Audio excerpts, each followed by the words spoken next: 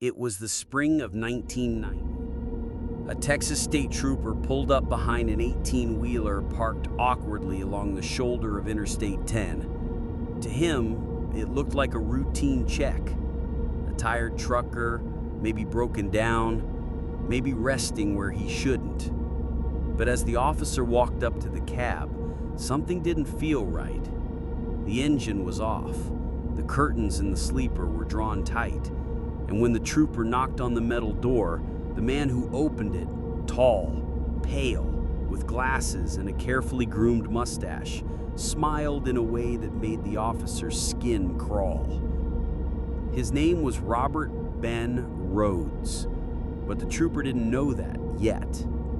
What he did know was this: somewhere behind that man, inside the truck's cab, he heard a muffled noise. A whimper, a human sound. He brushed past Rhoades, forced the door wide, and there, in the back, was an 18-year-old girl, shackled, terrified, chained by the neck. In that single instant, the mask slipped. The polite, soft-spoken trucker became something else entirely. The officer realized he hadn't stumbled on a simple traffic stop. He had opened the door to a nightmare that had been rolling down America's highways for years. Robert Ben Rhoades would later be called the truck stop killer. And the full story of what he did, how he used America's endless interstates as his hunting grounds, how he trapped victims inside a mobile torture chamber hidden in plain sight, is almost too disturbing to believe. But to understand how this monster came to be, we need to go back to the beginning. Rhoades was born in Council Bluffs, Iowa in 1945. His childhood wasn't filled with any one traumatic event that could explain what he became. Instead, it was marked by quiet dysfunction. His father was strict, emotionally cold, later took his own life while facing criminal charges. That left a permanent scar, a fracture in Robert's sense of control, a wound he would carry into adulthood. As a teenager, Rhoades struggled to fit in. Teachers remembered him as bright, but antisocial. He joined the Marines only to be dishonorably discharged for misconduct. He bounced from job to job, retail, insurance, odd work, never able to settle, never able to connect. But what Robert lacked is stability he made up for in manipulation. He learned to wear a mask, polite, intelligent, approachable. People who met him described him as normal, friendly even. No one suspected what lived beneath the surface. By the late 1970s, Rhoades found trucking. For him, the highways were freedom. They gave him isolation, anonymity, and something else, opportunity. Behind the wheel of a semi, he had an endless supply of potential victims: hitchhikers, runaways, sex workers, anyone desperate enough to step off the pavement and into the cab of a stranger's truck. And Robert Rhoades' truck was no ordinary vehicle. Inside the sleeper cab, he built a chamber. He installed handcuffs, chains, gags. He turned the back of his semi into a rolling prison cell. Once a victim stepped inside, the doors locked, the engine roared to life, and the interstate swallowed them whole. The first confirmed murders linked to Rhoades came in the mid-1980s, but investigators believe he had been active much earlier. The pattern was brutal and methodical.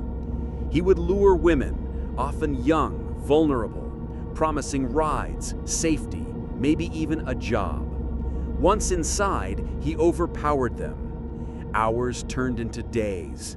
Victims were tortured, humiliated, kept alive just long enough for Rhoades to exert complete control.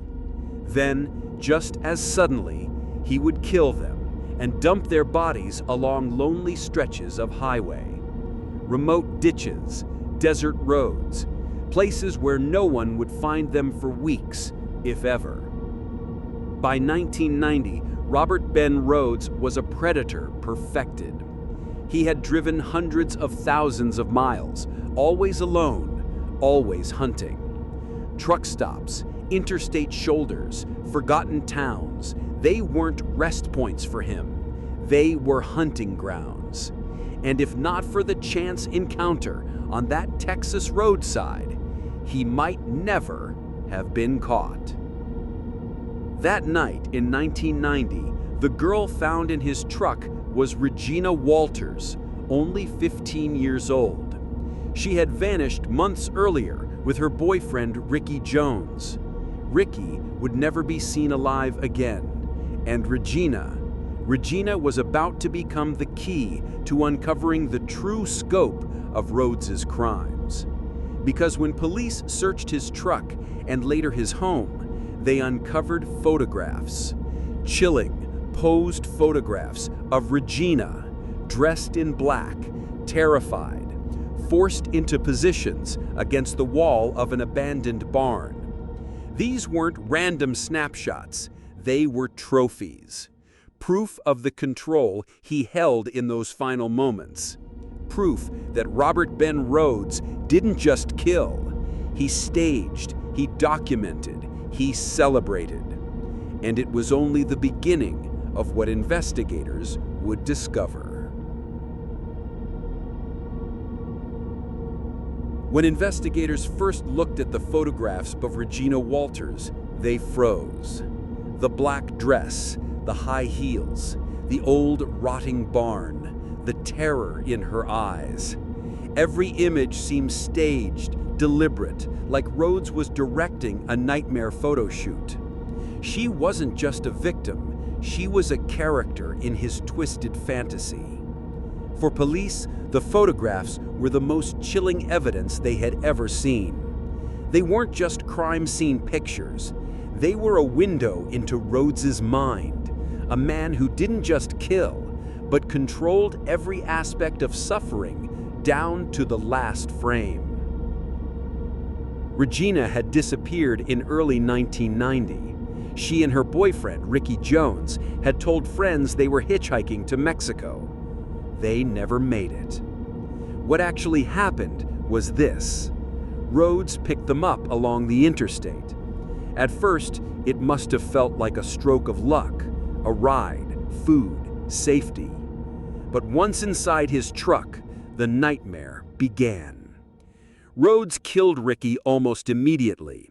He saw him as a problem, an obstacle to the control he craved.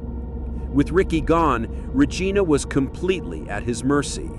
For weeks, maybe even longer, he kept her captive inside his mobile torture chamber. He cut her hair. He forced her to wear clothes he chose. He chained her in place when he drove, and when he stopped, he photographed her, documenting her fear as if it were art. Eventually, he took her to that barn in rural Illinois. There, he posed her once last time. Then he strangled her with a garrote, a wire twisted tight until her life slipped away. She was just 15. Photographs of Regina Walters became infamous, not because they solved a crime, but because they revealed the ritual behind Rhoades' violence. This wasn't random. This wasn't impulsive. It was planned, orchestrated, controlled. And it was not his first time. As investigators dug deeper into Rhoades' past, they uncovered a trail that stretched back years. 2 years earlier, in 1988, the bodies of Patricia Walsh and Douglas Zyak were found dumped along highways in Texas and Utah. Patricia had been a newlywed. Douglas, her husband, had vanished alongside her. Rhoades had picked them up while they were hitchhiking, just like Regina and Ricky. Douglas was murdered quickly, shot and discarded like Ricky had been. Patricia, however, was kept alive, For days, maybe even longer, she endured the same torment Regina would later face. When Rhoades was finished, he killed her and abandoned her body in the desert. The parallels were unmistakable. The pattern was clear. And investigators began to realize Robert Ben Rhoades had been killing for a long, long time. But just how long? Some FBI profilers believe Rhoades may have started as early as the 1970s. At the height of the interstate trucking boom, thousands of young people, runaways, drifters, hitchhikers, vanished without a trace. Many of those cases were never solved. And now, with Rhoades in custody, investigators began to wonder how many of those faceless missing persons had crossed paths with the truck stop killer. Some estimates put his victim count in the dozens. Others say it could be over 50. The truth may never be known. The most disturbing detail came when investigators searched his home. Alongside his truck, they found an entire collection of bondage equipment, chains, torture devices, even more photographs. Every discovery painted the same picture. Robert Ben Rhoades lived a double life. By day, he was a long-haul trucker, quiet, dependable, a man who blended into the endless stream of rigs crossing the country. But at night, and in the hidden world of his sleeper cab, he was a predator. His truck wasn't just transportation. It was a prison on wheels, a prison that left no escape once you stepped inside. Still, law enforcement had a problem. Even with Regina's photographs, even with the growing list of victims, the timeline was scattered. Rhoades never stayed in one place. His crimes crossed state lines, jurisdiction after jurisdiction. Each murder was separated by hundreds of miles. To build a case, investigators had to weave it all together to show that this wasn't coincidence, but the work of one man, crisscrossing America, killing at will. And in the middle of that puzzle was Rhoades himself, sitting in a Texas jail, calm, composed, reading books as though nothing at all had happened. While Robert Ben Rhoades sat in custody, investigators across multiple states began piecing together the puzzle. It wasn't easy. His crimes stretched across thousands of miles: Texas, Illinois, Utah, Arizona, Nevada. Each murder was separated by distance and jurisdiction, leaving fragments of evidence scattered across the country. But slowly, the pieces began to align. Detectives returned to the photographs of Regina Walters. They weren't just proof of her captivity. They were a timeline, a record, a twisted diary that Rhoades had created himself. Every detail, the barn, the clothing, her haircut, could be traced. And when paired with his routes as a long-haul trucker, investigators could map exactly where Rhoades had been and when. The pattern became undeniable. Next came the bodies. In 1989, a woman named Candace Walsh had been found murdered in Utah. Her husband, Douglas Zayak, was found separately in Texas. At the time, the two cases had seemed unrelated. Now they fit perfectly into Rhoades' signature. Detectives learned Rhoades had confessed, not openly, but in offhand comments. To one inmate, he admitted that he killed Douglas quickly, but kept Patricia alive for a long ride. It was the same story over and over. A couple on the road, the man eliminated immediately, the woman kept as a prisoner until her death. The further investigators dug, the darker it became. Evidence surfaced suggesting that Rhoades had been active long before the 1980s. There were missing hitchhikers, runaways, and unidentified remains scattered along truck stops and interstates dating back to the late 1970s. The FBI believed he could be responsible for dozens of deaths, possibly over 50. And when agents searched his home, they found more than just equipment. They found trophies, photographs, personal items, even journals, a hidden archive of his victims, each one cataloged like a collection. It became clear that Robert Ben Rhoades wasn't just a killer, he was a predator who saw America's highways as his personal hunting ground. But while investigators were building their case, Rhoades himself was disturbingly calm. Behind bars, he didn't lash out, he didn't panic. Instead, he read books, wrote letters, and acted as though none of it touched him. To guards, he seemed intelligent, almost polite. He wasn't a monster in appearance, he was just ordinary.